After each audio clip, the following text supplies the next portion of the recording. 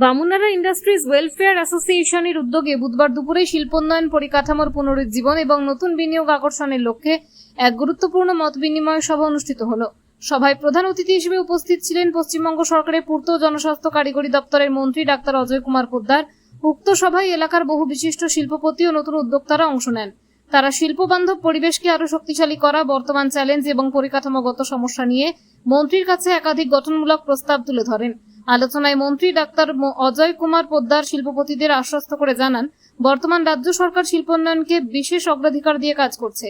তিনি আরো উল্লেখ করেন যে রাজ্যে 20,000 কোটি টাকার নতুন রাজস্ব সৃষ্টির যে লক্ষ্যমাত্রা নেওয়া হয়েছে তা পূরণে শিল্পক্ষেত্রের ভূমিকা ও অবদান অত্যন্ত গুরুত্বপূর্ণ হতে চলেছে।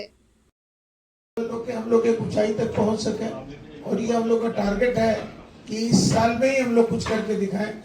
हम लोगों का टारगेट है 20,000 crore extra revenue to generate in this year.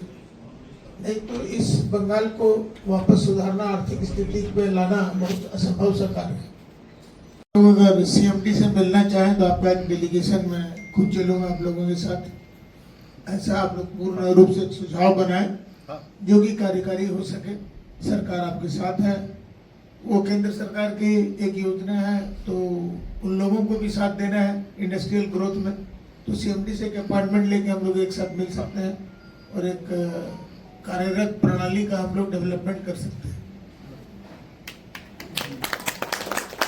और सिक इंडस्ट्री की आप लोग लिस्ट बनाएं, क्या उन्हीं को रिवाइव करना है या और कोई प्लांट लगाना है। मैं इंडस्ट्री मिनिस्टर से बात करूंगा कि हम लोग क्या इंसेंटिव दे सकते हैं।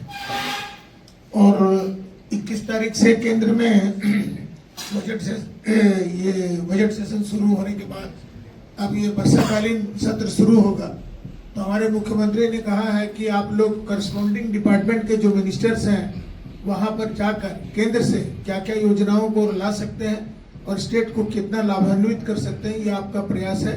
केंद्र तो तैयार है, आप लोगों को 21 जुलाई के बाद जाना है। तो हम लोग केंद्र से भी जितनी सहायता उपलब्ध होगी वो यहाँ पे इंडस्ट्रियलाइजेशन के लिए हम लोग प्रयास करेंगे। और मैं इसी पीरियड में अभी हम लोग 18 तारीख से सत्र शुरू हो रहा है तो मैं इंडस्ट्री मिनिस्टर से भी बात करूंगा कि ऐसे मैं दुर्गापुर गया था, वहाँ उन लोगों से बात हुई है। आप लोग एक ठोस सॉलिड प्रपोजल तैयार करें तो मैं उनका एक आगमन की तिथि तय करूंगा तो हम लोग सारे लोग साथ बैठकर इस प्रोग्रेसिव चीज को आगे बढ़ा पाएंगे। 25 इंडस्ट्री में 5 इंडस्ट्री बंद है तो कितनी तकलीफ की बात है।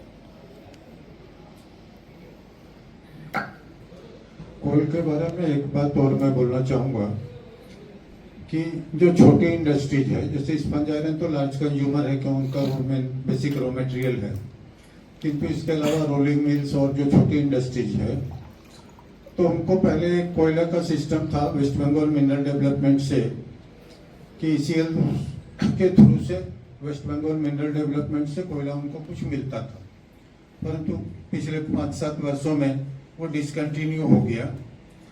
तो उसको किसी भी रूप में या तो डायरेक्ट ECL से उनको लिंकेज मिले या थ्रू वापस मिनरल डेवलपमेंट कॉर्पोरेशन को सरकार पुनर्जीवित करे कि उसके थ्रू उनको कोयला मिले।